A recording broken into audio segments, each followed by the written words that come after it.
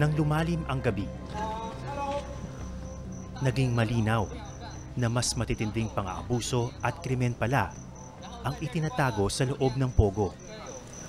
Yes. Because he said after knowing they are doing some scamming, he is resisting to do the job, so that's why they just detain him. Yeah.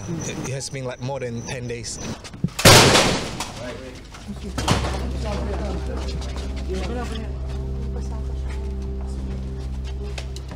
SWD.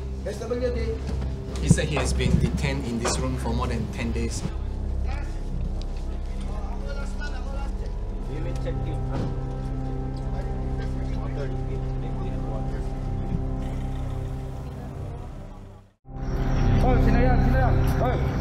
Biglang lumabas sa isang gusali ang isang Chinese national na nakaposa sa bed frame.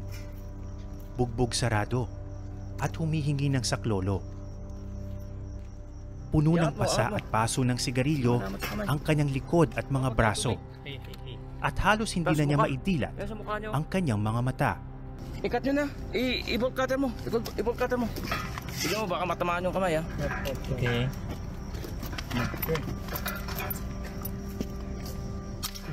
Okay, thank you.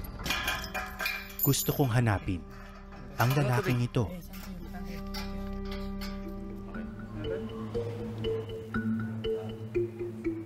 Gumamit ako ng translation app para lang makita kung ano yung sinasabi dito sa isang document na naiwan. Nakalagay, basically, the public security has technical means to recover the carrier data, so before leaving the building or industrial park, it is necessary to hand over all mobile phones to the logistics and smash them, so as to prevent anyone from recovering the data stored by the mobile phone carrier. So, I don't know what this document is all about, but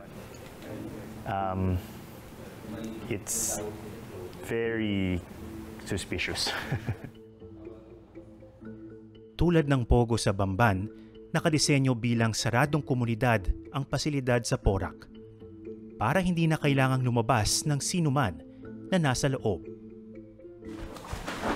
So ano po? Ito yung mga konser, ito yung mga dorm. Tawagin ito.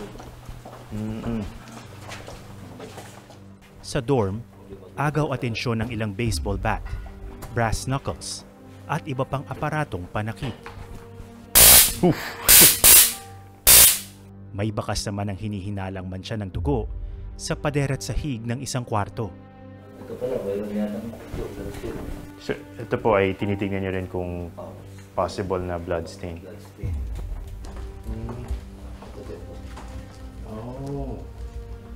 Dito sa isa sa mga bunk beds, meron silang nakitang suspected blood stain dito sa parang comforter or duvet. Oy, sino yan? Oy! Iangat mo. Mga lamat sa kamay.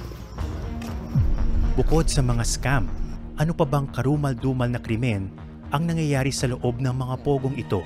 Huwag ka ng pagkain dyan.